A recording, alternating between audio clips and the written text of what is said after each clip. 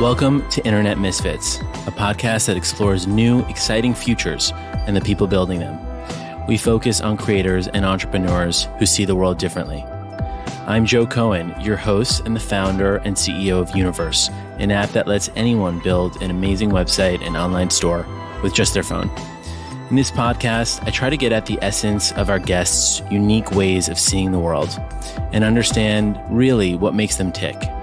My hope is that you leave with new learnings, tools, and inspiration to build out your own dreams. Let's dive in. Today, we've got Mike Mignano on the podcast. Welcome, Mike. Thank you, Joe. Hello. Pleasure to be here. So Mike is he founded a company called Anchor, which was a mobile, at first, way of creating a podcast that ended up selling to Spotify and became this really ground-up platform for democratizing audio and really set the bedrock of a lot of Spotify's podcast strategy. He then worked there for a while. He is now a venture capitalist. We won't hold that against him, though. Cliche path. But Mike's had an amazing career exploring creative tools, business, and really at this intersection of creativity and commerce that we like to explore here. So today we'll explore a bunch of these themes. We'll go deep. We don't know exactly where it'll go, but it'll wander. We're recording from my place in New York. So welcome, Mike. Thanks, Joe. Thank you. Very excited. By the way, you said Anchor was a podcasting platform. Still is, I should add. There you go. It's now owned by a Swedish company called Spotify. So what is Anchor today then? It's still what it was when we sold it. I mean, it's the world's largest podcasting platform. It's as you mentioned, it's available on mobile. Anyone can download the app for iOS and Android, tap a button, launch a podcast within minutes. But it also has a strong web component as well, which is used by some of the biggest podcasters in the world to launch and host and monetize and all that good stuff. So how did it come to be? I mean, let's just dive in, right? Yeah. The idea of making a podcast on your phone. Now it seems to me pretty obvious, but I'm sure when you started, it was a weird idea. How did it happen? So the idea for Anchor came from, so my co-founder and me, my co-founder Nir Zickerman, we were working at Adobe after the company we had been working at, Aviary, was acquired by Adobe. So I was running product at Aviary. Nir was leading sort of back-end server engineering, and we got acquired by Adobe, and we were working at Adobe. And while we were there, podcasts started blowing up, right? Podcasts had been around for a long time. They sort of famously came about around the time of the iPod, right? Hence the name. But they never really broke through to the mainstream until around 2014, 2015, when a little podcast called Serial came out, which sort of burst through to sort of the broader pop culture landscape. And I think people realized that there was this new format that was really rich and interesting, and you could download it on your phone for free. And it sort of thrust podcasting into the spotlight. I actually remember, I think there was even an SNL skit about Serial back then. And to me, that was the moment that podcasts arrived, right? It was wow, podcasts are on SNL now. Well, Nir and I had tried to make podcasts ourselves and kind of found that the whole process was really kind of technical and challenging and expensive, right? You need an expensive mic, you needed to know how to use complicated editing software. And the whole process stood, I think, in stark contrast to what we had just done at Aviary. So Aviary was a photo editing platform in the form of an SDK, a software development kit, and an iPhone app that made it ridiculously easy for anyone, whether it be the two of us or my mom or a grandparent or a kid picking up an iPhone or an iPad for the first time, to be able to take and edit and share beautiful photos with a few taps of a button. And again, podcasting was not that. It was kind of the complete opposite of that. And given that podcasting was becoming so popular, and we felt like it was only going to become more and more and more popular, we thought, well, maybe there's an opportunity to make audio creation and sharing much, much easier. Now, even though podcasting was sort of the inspiration, I think the first, the original vision for Anchor was not that it would be a podcast creation tool and platform. It was, hey, audio needs to be social. It needs to be shareable. Podcast as a format is too dense. It's long. It's hard to parse. And so we got started hacking away on effectively what kind of felt like Instagram for audio, right? It was like a feed of short form audio clips, asynchronous sort of consumption and then interaction with the content from the listeners. And yeah, that's sort of like the founding story of it and how we got started building effectively. Yeah, I think Universe shares a little bit of that story with Anchor in that Universe became a website builder, but did not start that way. It started as almost like this social network for quote unquote websites with these like little interactive screens. And it's interesting how, we start with these ideas and then you fit them to market in time. Yeah, totally. I mean, so the first few iterations of Anchor, we were trying so desperately to get people to create and consume this content in our own proprietary ecosystem, right? Within Anchor, within the Anchor app. And we actually had quite a lot of success getting people to create content inside of Anchor. It was kind of cool that idea sort of got validated pretty quickly that, actually people do want to create audio on their phones. But what we quickly found, the first thing that we quickly found was that the content that was being created without giving people compelling tools was kind of bad. Right. Like the content just wasn't good. I mean, it was like these short form 2-minute audio clips. Yeah. We didn't give people tools to edit. We didn't give people tools to like make it sound better. It was just not interesting. We eventually fixed that problem. We gave people a bunch of tools and effectively gave them like superpowers, right? But then the problem, getting back to this point of building in our own sort of proprietary ecosystem versus breaking out, was that these things started to sound like podcasts. Right. And nobody wanted to download an app called Anchor that had only the podcasts from the people that were making with Anchor versus downloading Spotify or Apple Podcasts and listening to every podcast in the world for free. It was like, why would I go to Anchor to listen to some brand new podcast when I could listen to everything else in the app that I'm already using, right? We had a very similar journey, which was like, you're making these, we called them cards at the time. And you can make these really amazing cards, but they're only visible in the Universe app as a sort of social network. And we had a compelling way of making these cards, but the fact that only people in the app could see them inherently limited the appeal of the creative tool itself. So I think what we're exploring here is the connection between distribution and creative tools. And I'm curious for you, how did you realize that, and how do you think about distribution and creative tools? Yeah, I mean, distribution is everything, right? I mean, if you take one of the most popular, if not maybe the most popular social network ever, or one of them, let's say, Instagram, in hindsight, there's a very sort of like proven tactic there in that, they built this really, really great tool, but to get distribution for the content that got created with the tool, they had to tap into existing channels, right? So, if for those of us that maybe were around, or for the listeners listening that remember those early versions of Instagram, people were sharing these photos off platform. They were sharing them to Twitter and they were sharing them to Facebook. And, there was this sort of like famous showdown between Twitter and Instagram when the links got turned off inside of Twitter, right? But it had worked and it had helped them sort of drive distribution for this really interesting tool and format. And I think when you're building a new product, you kind of, and we had to learn this lesson the hard way, you have to find those distribution channels. Yeah. Otherwise, you could have the greatest content and tools in the world, but if nobody's getting the content because you don't have any distribution, it's sort of meaningless. Yeah.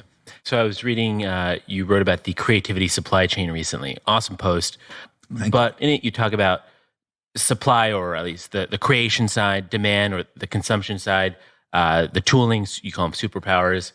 But I'm curious for you how you think about distribution in that context, which is to say, if you have many more creators, how are people finding those creators, whatever the medium? Yeah.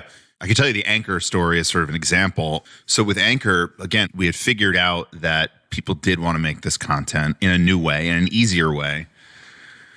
But we also realized, we have to find a way to distribute this content. And so we started thinking about what are the potential distribution channels by which we could get this content out into the world? And I mean, maybe in hindsight, it sounds pretty obvious, but it was podcasts, right? It was the channels for podcast consumption that already existed. Again, like we mentioned, Spotify and Apple Podcasts. So then the next question was, how do we get our podcasts into these players? And is that even a good strategy, right? Like to just throw out this content into the world on effectively other companies' platforms. And to sort of answer the first question, the way we did it was like extremely manual. We actually, maybe taking a quick step back, the way that podcasts work is that they're distributed via RSS. So Apple Podcasts and Spotify effectively like ingest RSS feeds, like the same thing that powers like blogging from 20 years ago.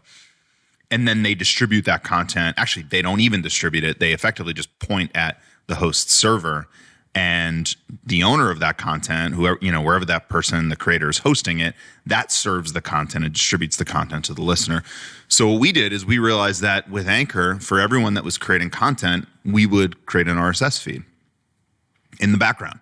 We wouldn't tell the creator because our whole view was like, the creator doesn't need to know about an RSS feed. That's too technical. Our users just want to make audio and they want to get it out there. Who cares about the RSS feed? And then what we did was we had a team that would take the RSS feeds and manually submit them to Apple Podcasts, to Spotify, to all the different platforms. Again, the creator had no idea this was happening. And once the platforms accepted those RSS feeds and approved them, we would notify the creator and be like, congrats, your podcast is now live on Apple Podcasts. I remember using Anchor when I think you guys first did this. There was no way of knowing that a human had done it. It felt like this automated thing, and it felt magical because of that. Yeah, exactly. There was a delay. Yeah. It was but like, it felt like it was a processing delay. Exactly. It was like, great. Like I don't know how podcasts get submitted, Exactly. Like, your podcast is being submitted. Like, we'll let you know when it's live. And then within an hour, sometimes it was longer, you get a notification. It's like, congrats, you're live. Yeah. It was very funny, but it worked. I mean, it was, like you said, it was a bit of a magic trick. Was there a podcast that kind of broke out that was produced on Anchor?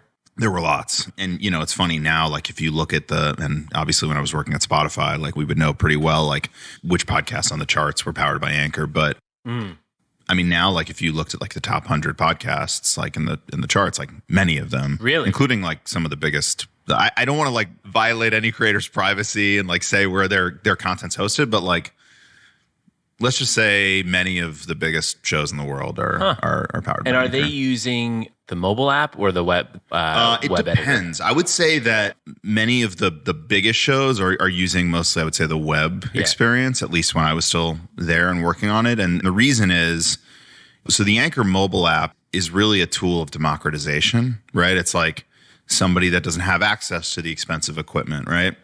Which again was like effectively the whole point, the whole idea behind the mission of the company.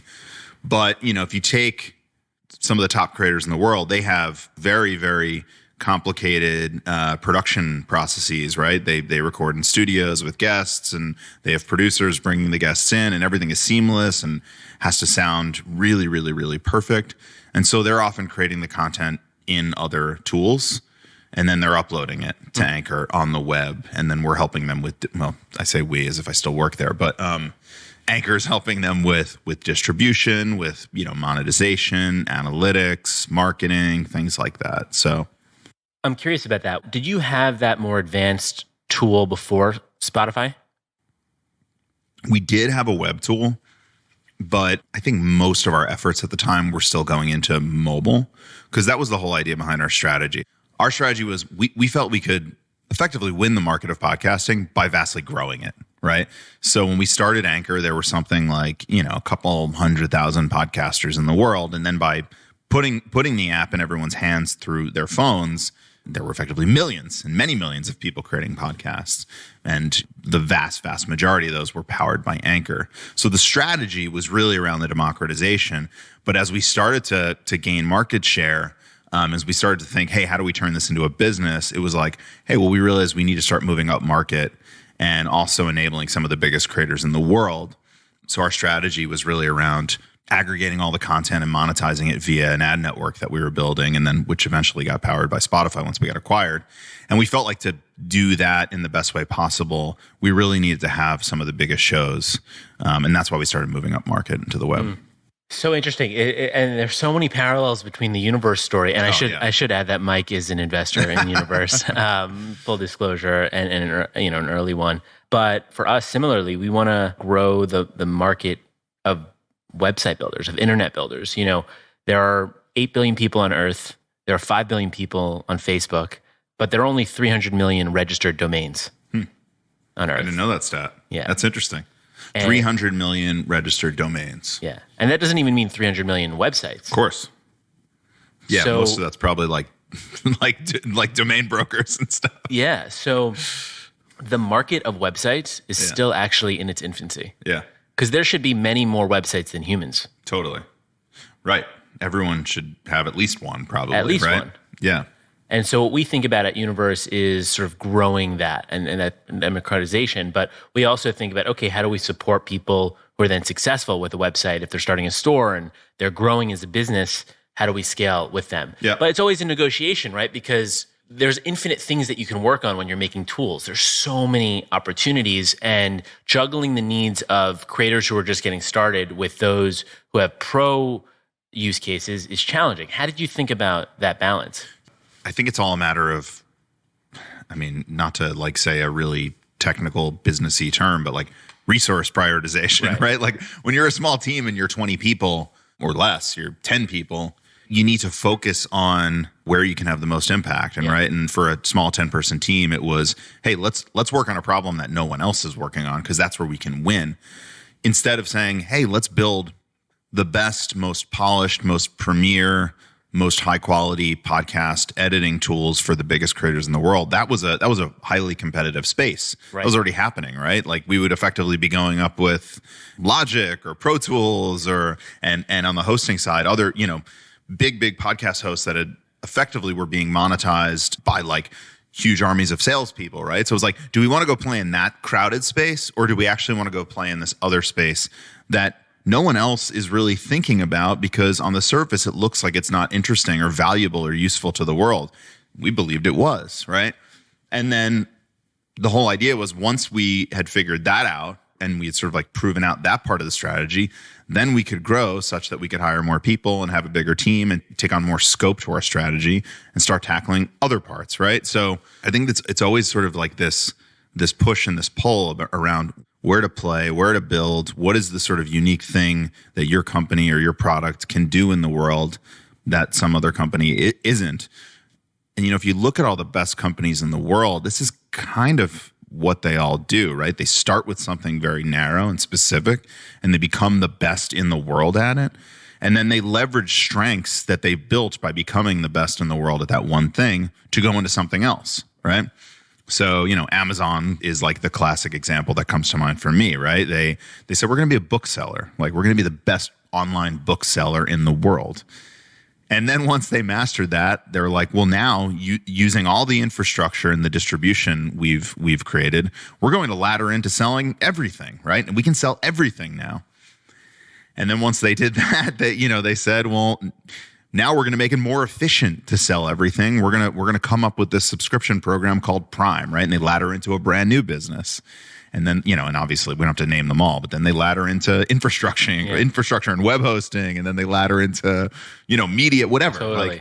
And by the way, there are countless other examples. I mean, just look at Google, look at Apple. Like, all these companies follow similar paths where they become the best in the world at one thing, and then they leverage some of the strengths that they created to be the best in the world at one thing to do many more things. The interesting part of that, there's an inherent tension in a way, which is, and this is something I think a lot about and that we're thinking a lot about at Universe, is if you think about a company like Amazon, when we think Amazon, we think like unlimited ambition.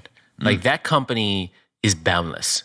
However, to achieve that ambition, they've been actually very focused or like very small in their ambition. Like, let's just be a great online bookseller. Yeah. And let's, and then move into these adjacencies. So I think it's actually hard because ambitious people often want to boil the ocean at the start, and it requires almost like a humility and a discipline to say, no, we're going to sell books. And then we're going to, sort of expand that scope. And honestly, that's a lesson that I'm still learning day to day. It's like, how do we actually reduce our ambition now and get better at that smaller thing?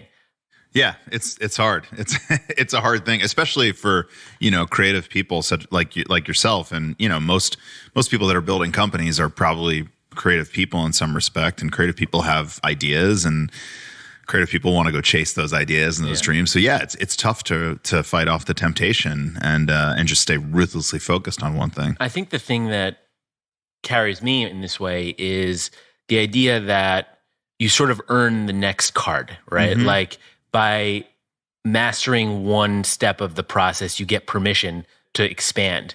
And I think that's a very alluring carrot, right? That's a good reason to limit your ambition because then you get to do more over time. Yeah. So how do you think about, you have a front row seat in the worlds of business and in the world of technology, but you also have a front row seat in the world of creators, of creative people, of artists, of people who make things. What are the similarities you see between sort of entrepreneurs and artists, and what are some of the differences? And I'm curious, are there things you think each can learn from each other? Yeah, it's an interesting question. I mean, for me, the conclusion that I ultimately came to was that they're sort of one and the same. I don't know if that's sort of a cop-out answer, but no, I agree with that. I originally identified as more of like an artist growing, or I wanted to be an artist. Let me say that. I wanted to, growing up, I wanted to be a musician. Like that was my dream. Like I was a drummer. I played in a bunch of bands. I sang in a few bands. Like all I wanted to do was be a musician. I wanted to be a touring musician. I wanted to be a recording musician. At some point, really when I went away to school, it was like, this is too risky. Whatever. I did the safe thing. I got a CS degree, and also like, even though I wanted to be a musician and I played a lot of music, I probably wasn't good enough, right? And so I went into technology. I started coding. I actually like immediately after I left school realized I hated it, or I thought I hated it, and I thought I made a mistake. So I did a 180 and got a job at a record label, Atlantic Records, building artist websites. And for a while, that's where I felt at home. Like I felt at home helping the artists on the label, in some small way, create their art, right? But then the iPhone launched. And when the iPhone launched and the App Store launched, and it became clear that anyone in the world could build a piece of software and with the tap of a button distribute it to millions of people right into their pockets, that was a light bulb moment for me. For me, that was when it was like, oh wait, software is art. Software is actually not that different than music, right? Totally. It's like, it's kind of the same. Yeah, and by the way, on that point, Apple in the beginning used the Rails from the iTunes store to distribute apps. Totally. Yeah. For them, it's very easy to see how it was a very similar business strategy, right? And that's when I actually said, okay, I've done my 5 years at Atlantic. I had a great time. Now I want to go to a startup. Like that's the new version of a band. Like I was in bands growing up. Like now I want to be that's cool, right? So I went to a startup, and the cool thing about startups was, again, like as a musician, I felt like I was never really good enough to make it. And I think it's because as a musician, you have to be insanely talented at your craft. And I'm good. I'm a good drummer. Like I've played in bands. I've played at like some venues that I loved visiting when I was growing up. But like I don't think I'm good enough to like be a full-time musician. But the cool thing about startups is you can be good in lots of different ways. And I think this is maybe what enabled me to be a founder. Like I'm not great at coding. Like I'm not a great designer. I'm an okay designer. I'm not a great designer.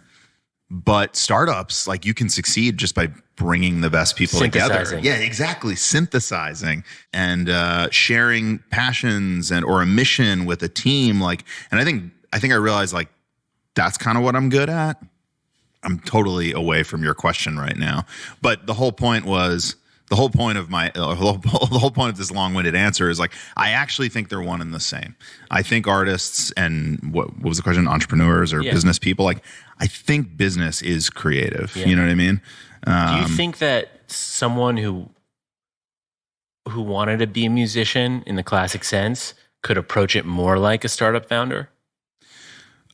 Increasingly so, yes, because I think it's becoming possible to be creative in music with, I don't know, some people might get mad at me for saying this, but I think it's becoming easier to create music with less natural born talent. Yeah. Right? Like, how so?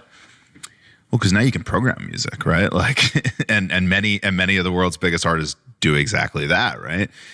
You don't, I mean, again, there are probably people that are going to get mad at me for saying this, but like, you may not need to learn music theory or be like a classically trained pianist to be a great musician anymore, or a classically trained guitarist, right? I think the process of creating music is becoming democratized.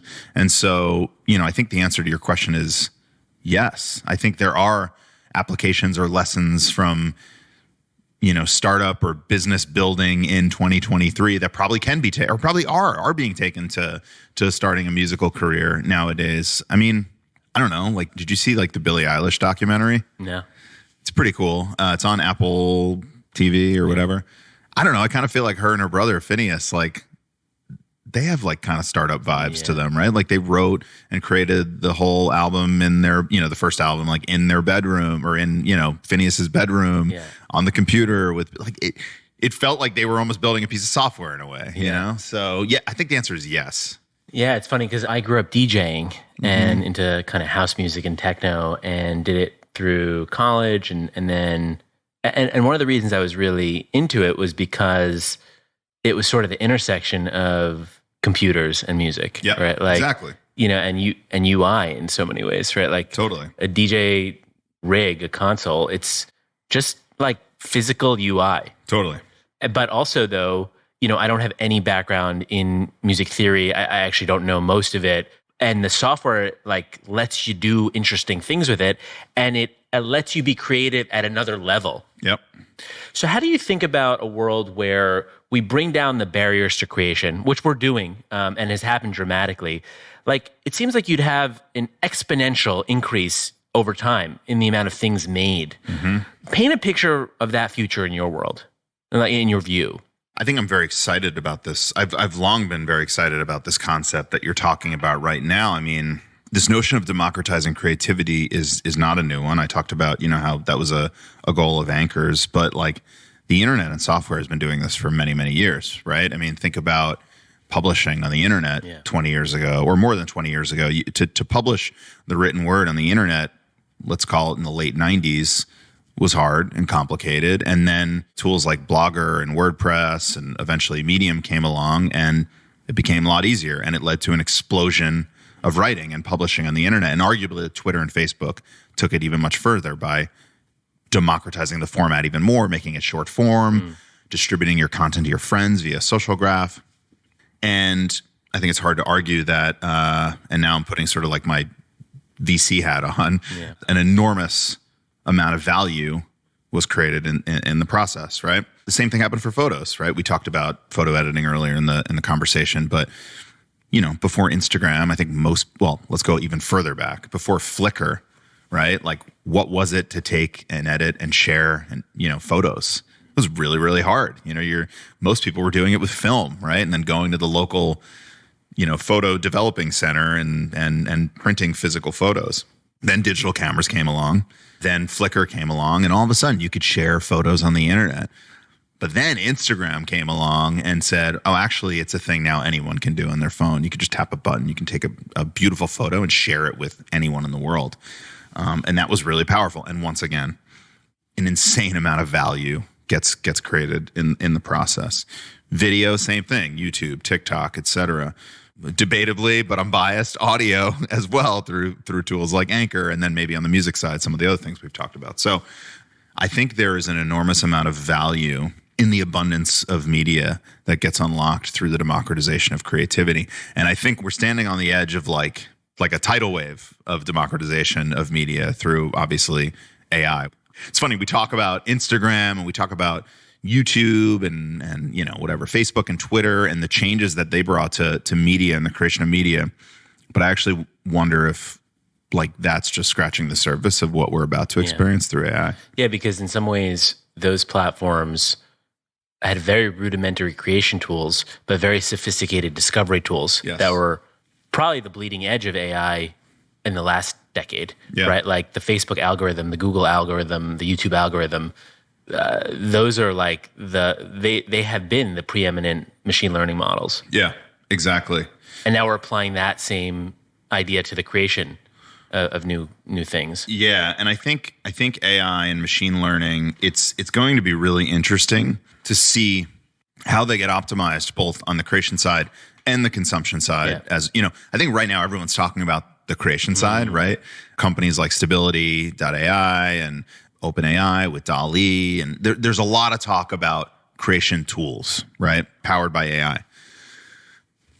But I think we're also going to have to start talking a lot about the discovery tools powered by machine learning and AI, which, by the way, have been around for a while. I mean, Spotify's been doing Discover Weekly for a long time now, right? And I think all of the social media platforms in the world right now are shifting more towards what I call recommendation media, right, where the distribution is powered by AI, not by your friend graph. However, if there's like an absolute explosion in the amount of content that exists in the world due to AI, then we're inevitably going to need more and better machine learning and AI to parse it and distribute it and discover it. And I think it's pretty easy to sort of take sort of a cynical view and just say, well, it's just going to be TikTok cranked up, right? And it's effectively just going to just result in, whatever drives the most clicks or the most ad revenue. But I think there's an opportunity for platforms and people to potentially leverage AI and machine learning to help them discover the type of content they want to discover. Right now, the business model is all about advertising, such that the content that is the most engaging, whatever that means, ends up being the content that's discovered. But if there are new business models put forth on the internet that support people's abilities and needs to discover the content they want to discover, then I think the future is bright for AI and ML when it comes to content discovery and distribution. There's like unbounded potential. We need the algorithms. I think the business model needs to be tweaked such that the people want the algorithms. Does that make sense? Yeah. So I'm fully with you. It's almost like if you have exponentially more things created, which is amazing, you need tools that help you sift through the noise. Like they go hand in hand. In a way, like the first sort of exponential content platform was the web. And the web, for its first 5 years or so, was missing Google. And then Google came around to help you navigate and find stuff on the web. So it's always a dance between like the creation of new things and then our ability to find stuff within that. But how do you think about this notion of like an echo chamber, right? And like the algorithm giving you more of what you want. The flip side of that is that you're just surrounded by what you know. Yeah, I think this is what comes back to the business model, right? I think if the business model is primarily advertising based, then the end result will always be the thing that drives the most universal sort of like global consumption. And I think that's why TikTok, to their credit, it's like so addicting, right? Because the model is tweaked such that the thing that is the most engaging or the most interesting for the largest number of people effectively wins. But I think if you have different business models, and to be clear, I don't know what they are. I don't know what the model is. Otherwise, maybe I would not be a VC. I'd go back to the building side. I think the business model ultimately needs to be in service of the consumer, such that the consumer can tell the algorithm what to do for them. You know what I mean? Like if you think about even with that direction. So let's just take music for a second. Sure. I feel like there's so much more music created today than there was 40 years ago. And for me, like that's amazing because like let's just take the world of electronic music. There's so many subgenres that have been created because the tools have been democratized. So let's just look at house music. You've got ambient house and psychedelic house and deep house and more commercial stuff. And there's like 100 different subgenres of house. What that enables is you to go really deep, but also you can go broad. And so, with tools like Spotify and Apple Music, you can actually scale the tree. But I think that going broad depends on the user actually saying, I want to go broad. It requires almost like a curiosity about what they don't necessarily know. Totally. So do you think that in a world where a user has control over their algorithm, they go broad? And even in like the political sense, like, do you think people are curious about other perspectives naturally? I think they are. I think I'm optimistic that people are. Well, that's talking about mostly the political side. No, but yeah. But even on the music side, but I think in each of these instances, someone needs to design an experience. And by the way, it's probably just as much about the user experience and the tools as it is the business model, which I've been talking about, to help someone understand the possibilities that are out there for them, if that makes sense. Yeah. You know what I mean? Like right now the feed just happens, right? Like the feed just sends you in a direction. Yeah. But one of the cool things I've realized about AI, which I didn't realize even 6 months ago, is that, and I think stability is the thing that has really sort of turned me onto this, thinking a lot about stability, is like, you can actually train your own model, right? Like stability in particular is really cool, Stable Diffusion, because it's an open source model that can exist, that's very small, so it can exist effectively on a client, on your phone. It's not in a server somewhere, and you could effectively personalize it or train it, in theory, to you and to your personal tastes. And I think that as a concept is probably going to be a big driving factor for exactly what you're talking about. Like people having control over their model, right? Whatever that means. Maybe it's you, Joe, and you want to go really broad on music and you want to discover all the different things, all the different subgenres of house. Or maybe it's me and like, I just want to go really, really deep on like one specific type of, I don't know, astrophysics or whatever. You know, I don't know. I don't know what it is. And I think this notion of building experiences that gives people the ability to like train their model to their interests, again, which needs to be supported by a new type of business model, is likely to be a driving force for navigating like the abundance of content and information on the internet. The way I think about this in its best case is the model or the AI becomes like a helpful friend. Exactly. That really knows you, but a helpful friend, when they're showing you something cool, doesn't show you just stuff you already know. Right. They were like, hey, it's taking input from you. Yeah, and they're also like, hey, like, I think you're going to like this film. It's totally different than anything you've ever seen before, but I just think it's going to resonate.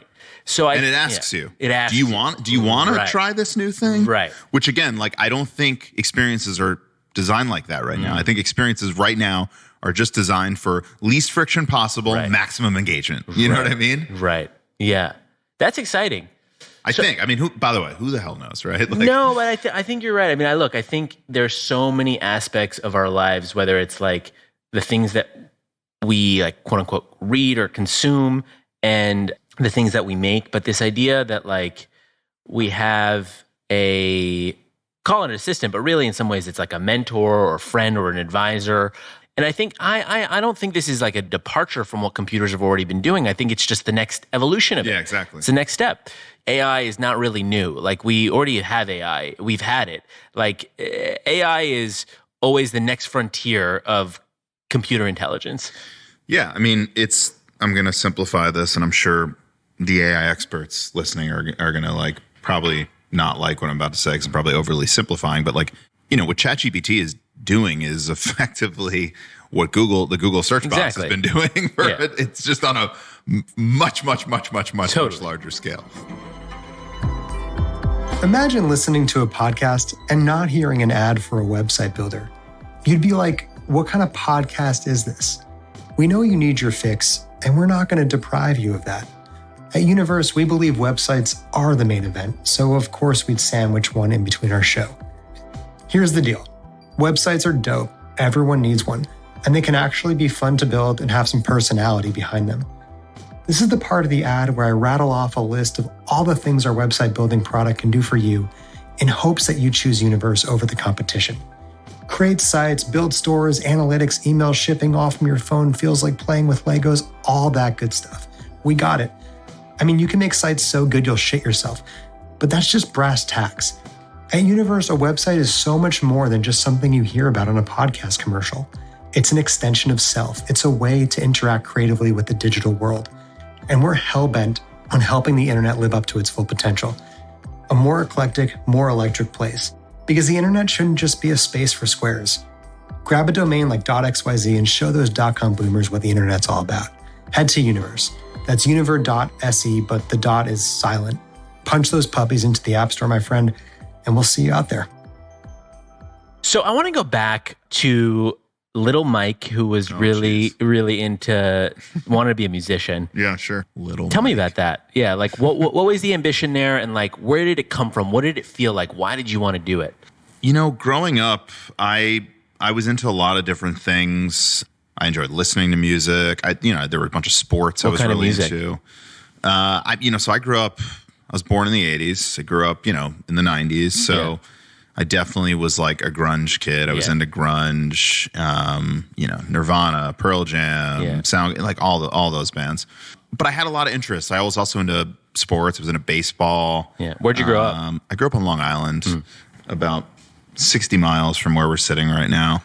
By the way, so even though I had all these interests, like I didn't really have what felt like talents or like passions, I guess, until I think it was the 5th grade.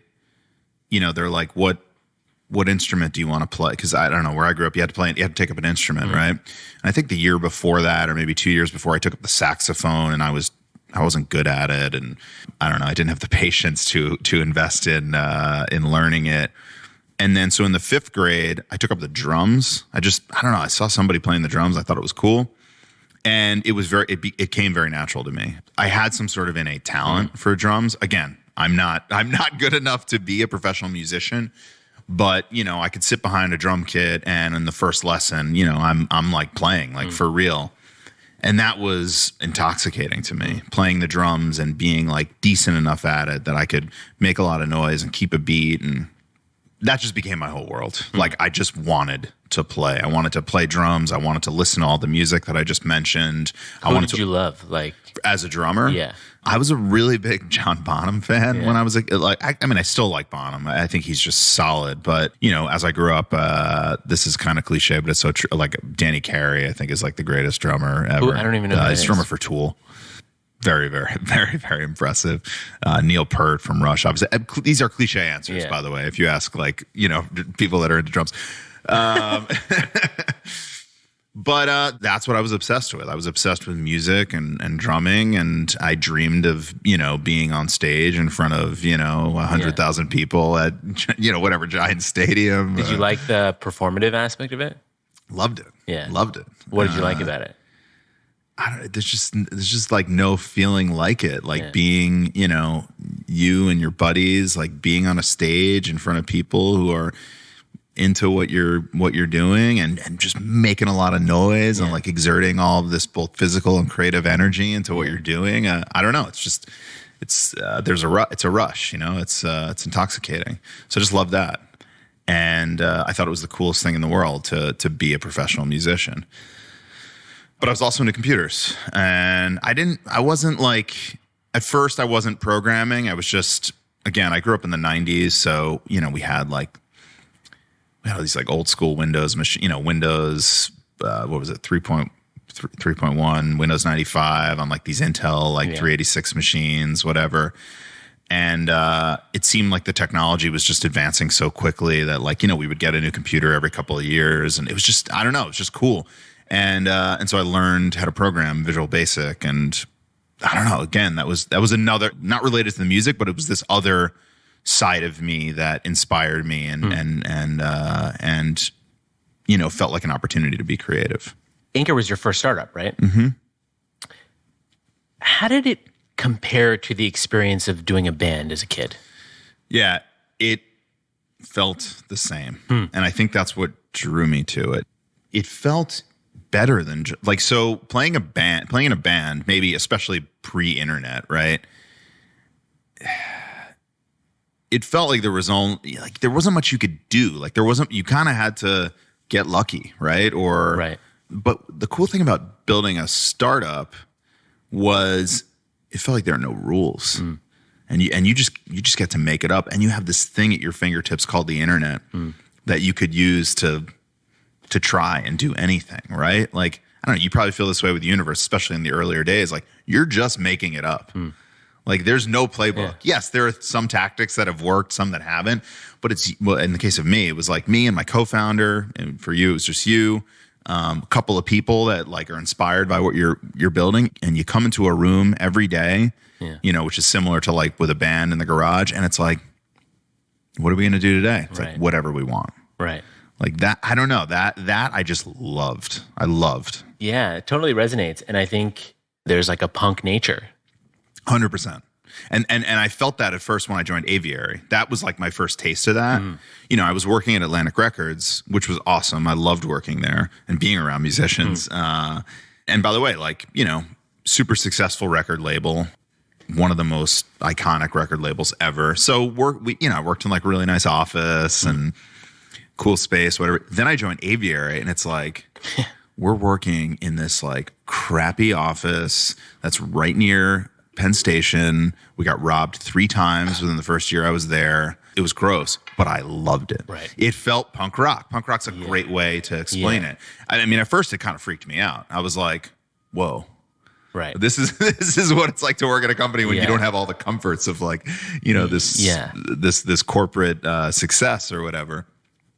But I loved it. It was just I learned very quickly that there are no rules, and we do what it takes, and we make it up as we go along to achieve our mission. Yeah. To me, I feel like if you look at the realm of startups, they're getting more creative over time. Like you also have tons of like quote unquote not creative startups, like more enterprise companies. But I just feel like startups are getting weirder in a good way. The range of possible startups is expanding. And to me, what gets me excited is actually thinking about, how far can that go? Like, could you have a band that is really a startup in the classic sense that raises money from venture capitalists? Like, how do you think about that? And like, to me, I feel like the missing thing there is that these worlds don't often talk, right? Like you've got the software and business world, and you've got the art world and the music world and whatever. And you happen to be a person that spanned both of those things, but almost like as a fluke of your interests. How do you think we broaden the possibilities of software, the scale that comes with it, to creative people in the more traditional fields? I don't know if this is a super direct answer, but I do think, and I swear this is not just like a plug for Universe, but I think it is tools like Universe and other tools that democratize the creation of X or the access to X, because I think that is what sort of like removes the barriers that enables worlds to like flow, flow into one another. Yeah, because you don't have to be an expert in writing code to make software. I'll give you an example. There's this other company I think is really, really cool. And again, disclosure, I'm a tiny angel investor in it, but it's called Acquire.com. Do you know this? No. It's a marketplace for startups to sell themselves, right? It's like, it's M&A in a box. Yeah. And that's a perfect example of like, if you could build, and not just, by the way, we're not just talking about big startups, also small bootstrap businesses. Yeah. Like, you don't need to know anything about how to sell your business. Yeah. But you can go to this marketplace, Acquire.com, and they walk you through it, and you can sell your business. Yeah. Right? And so now all of a sudden, somebody that is not in the world of M&A or venture capital or the whole startup ecosystem has access to that type of opportunity where they may not before. It's just one specific example, but I think it like helps illustrate the point, much in the same way that maybe Universe does for someone that maybe needs a website for their band, let's just say, or their shop or whatever. Yeah. But they didn't go to school for web development. They don't know how to build a website. They don't have the budget to go pay a web developer or an agency to do it, but now they can. And now they're in that world. Yeah. So I think it's funny how we're sort of like tying it all back to some of the earlier parts of this conversation, but I think it's about software and access and tools and creativity and the power of technology to remove barriers. Yeah. And I think you and I are actually like case in points of this, because we're not like assembly programmers. We're not like, computer science PhDs, but we both built software businesses. Yeah. And those businesses in their nature are at the intersection of creativity and software. And that's in part because that reflects our own experiences. But the fact that the tooling existed for us to create those businesses allowed us to make products that were not purely technical. They were interdisciplinary. Yeah. And this is why I get so excited about companies like, whether it's Universe or Webflow, or this company Replit now has this thing where anyone can code through it. Like, I just love software and businesses that enable people to do things they couldn't do before. Yeah. And that's when the world starts to get more interesting, right? I like to think about software the way that we were talking earlier about how, you had this realization that shipping an app was like publishing an album. Yeah. And I like to think about software as like the economics and flexibility of media with the power and mechanics of a machine. So it's like, in a previous era, if you wanted to make a machine that made clothing. You had to build this giant machine, and it was physical, and you had to send it somewhere, and then someone would have to pay a lot of money for it, and then they can make clothes. Now you're sending the machine. You're sending the machine, and it doesn't cost you anything to send it. Right. Like, to make another copy of that machine is free. Yeah. Like, I can send the Universe app to someone, they can download it for free and make a website for free. And they have a whole, like, really sophisticated machine on their phone. And the same is true with Anchor, you basically shipped a recording studio. Exactly. Yeah. And for free. Yeah. It is crazy when you think about it. And by the way, we think about the general public thinks about media distribution in that way. We think about media distribution as effectively free. Like, we understand, people who aren't technical understand that, like, sending a song to someone is free. And so that's why the price of media has gone basically to zero.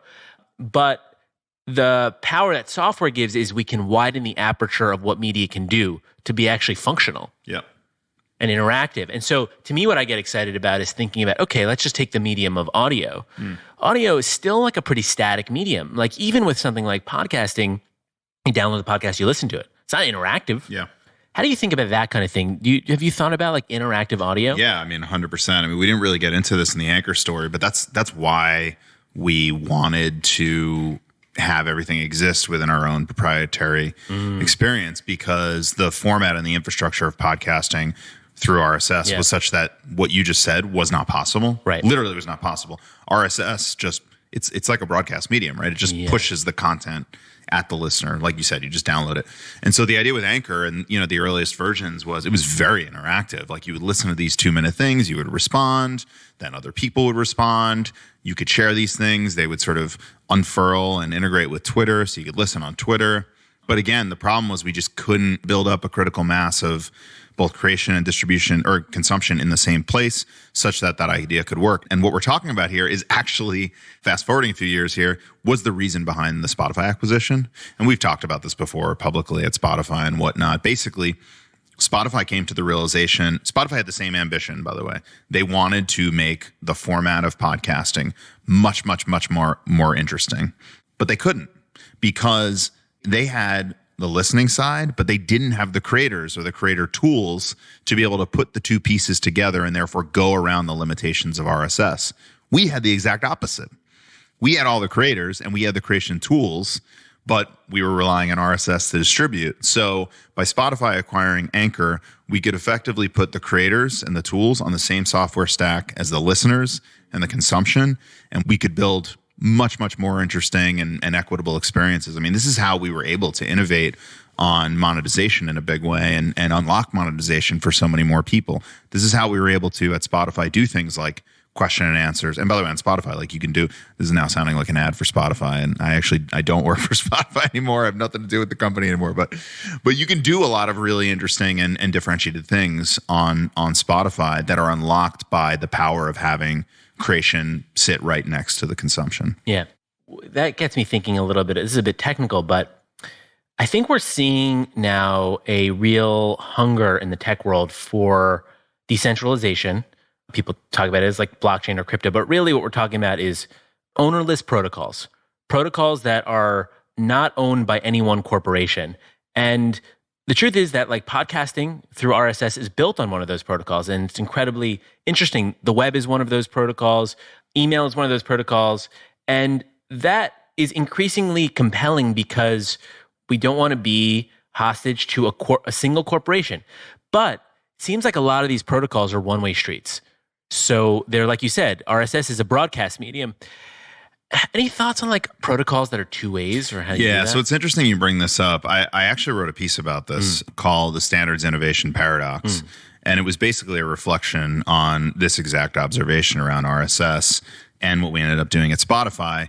Standards are great. They're amazing for kickstarting a medium or kickstarting a technology because it enables many, many different stakeholders to come together around a common language, right? And so if I'm a developer today and I want to put a new podcast consumption app out into the world, great. Just base it on RSS and I can immediately ingest all of the world's podcasts into my app. The problem with standards, or the paradox of standards, though, is that standards can always change, right? But because they're so easy to adopt, it means a lot of people adopt them. And by a lot of people adopting them, there's effectively an agreement among everyone that this is how the thing works. Right. And so if you come along and you're like, well, I want to change the thing, everyone else is like, no, we're good. This thing actually works just fine for us. Yeah. So it creates this, and I sort of like draw this chart in the piece, but it effectively creates like this quick slope up in terms of innovation, but then it flatlines. Right. Because it just, there's like this stalemate that exists among the people in the community. And so the way that I think we've seen companies break out of this, although maybe to your point, it does effectively it often does come at a cost in that a single entity ends up sort of being the decider of the format. But I would say the best outcome I've seen such far is that the single entity that is able to gain like a distribution advantage can innovate on the format, but they also maintain backwards compatibility, right? So, this is a bit of a controversial example because some people will think it's the greatest thing in the world and other people will think it's awful is iMessage, right? iMessage is effectively built on top of a standard, which is SMS. But then it enables a bunch of amazing innovation on top of the standard, right? If you and I are texting on iMessage, there are lots of really cool things we can do. We can send disappearing messages. We can, unsend text messages. We can send voice notes, whatever, all these crazy things that don't work on SMS. But we can also text people that are not on iPhones, and it'll default back to SMS. So it both innovates on the standard without breaking the standard at the same time. Yeah, I think the missing step there, by the way, and this is, I don't know that companies have an incentive to do this, but to me, what happens with something like iMessage is then, innovation continues, but it only continues by Apple. Yeah, so that's the problem. So you almost want like a re-protocolization. Yeah. Like you want a Spotify to say, hey, like we have invented a new kind of podcast and now it's a new protocol, but it's not necessarily in their corporate interest, or at least their short-term corporate interest. Yeah. I would argue that it is in their long-term corporate interest, but it's interesting because in some technologies, this happens. Like, Apple created WebKit, which is the backbone of web browsers, including Chrome. And it also happens with hardware, like Apple and a consortium of other companies introduce USB-C, and that gets adopted. So it doesn't seem like it happens from smaller companies because it's harder to do. But I do think this idea of like protocol innovation is finally entering the lexicon of software. It is. It definitely is. I mean, I think this was a big topic, probably heard it more about a year and a half ago than you are today with a lot of the hype around blockchain and Web3, right? The thing that I always try to wrap my head around, though, is like, how do even some of those examples not end up in the same place? Yeah. Right. Again, these things are changeable. These things are always changeable. They can always be forked or changed, but like the moment you fork it or you change it, you sort of lose the benefit of the thing. Yeah. And so that's something like I think about a lot, and I'm curious to see who can sort of figure this out. I think that what we need more than a technology is a literacy around the creation, management, and then like iteration of protocols. Yeah, that's interesting. Like we're talking about this, but this is not actually a conversation that happens that much, even in our industry. Right. Like we think about either you're open or you're closed. Well, yeah, because our industry is effectively a capitalist industry, right? Quite literally, all of the biggest companies are backed by, they have financial backing that is meant to drive financial returns for investors. I'm excited about Web3 and crypto. I'm also a skeptic. I think the most interesting aspect is it's forcing us to think about protocol creation. Yeah, I agree. Whether or not those use blockchain or not. I agree. So, okay, you're now a VC, and you have a front row seat at the future in some ways. What's exciting you? Like, what's the punk rock VC doing? Yeah, I mean, the punk rock VC. Yeah, you're now the punk rock VC. Wow, thanks, Joe. That's cool. I mean, we talked about it a bunch in this podcast, so apologies for being redundant, but I am genuinely excited by AI, and I think it's easy to get excited by any hype cycle, and AI is most certainly a hype cycle. But I think a lot of the previous hype cycles in technology and VC over the past couple of years, they didn't get me fully excited because it wasn't super obvious that value would be unlocked in an interesting way, both from a capitalism standpoint, but but maybe more interesting to me from like an actual cultural standpoint as well. I think the exact opposite is true for me with AI. Like, I think it's very obvious to me how AI is going to change things. I mean, we just talked about a bunch of the ways, right? AI is going to democratize creativity in a way that we have never seen before, and that's going to change everything. Just to wrap up, what's one project that inspires you that you'd recommend? I have 3 off the top of my head right now. Number 1 is I just saw Tar, which I know a lot of people are talking about right now. Because I think it's up for a bunch of Academy Awards, and I was kind of blown away by it. It was one of the most thought-provoking films I've seen in years. I was I was really into like Stanley Kubrick films growing up. Same. And obviously, like, he passed away a long time ago, so there hasn't been a Stanley Kubrick film in a long time. This felt like that to me. It was like very harrowing and introspective and thought-provoking and ambiguous and like beautifully well made. I haven't been able to stop thinking about it. So that's a movie or a film. I noticed you had Chantel Martin on the podcast. I love Chantel Martin's work. I'm a collector of hers. I think she's incredible. And I won't like rehash some of the things that you actually touched on with her about her process that I have always found to be really, really cool and interesting. So definitely recommend that. And then a friend recommended to me this artist on Spotify called City of the Sun. It's a different type of music than I am normally used to listening to, but I've just been getting totally lost in it. What kind of music is it? It's like guitar based. It's almost like it almost has like a bit of like a Mexican sort of vibe to it. No vocals. It's very cool. Cool. Yeah. All right, Mike. Well, thank you so much. Thank you. Thanks for coming. I feel like I had like a podcast veteran. Like, you're not just like a veteran guest. I feel like you're like a historical figure in podcasting. Oh, wow. So this is an honor. It's an honor to hear you say that I am a historical figure in podcasting. So thank you very much for having me. This was awesome. Yeah, let's do it again sometime. All right, I'd love that. Thanks for listening to Internet Misfits. I hope you found the conversation inspiring, helpful, energizing, and insightful. You can find me on the web to continue the conversation on my personal site, joe.universe, which is joe.univer.se. See you out there. Bye-bye.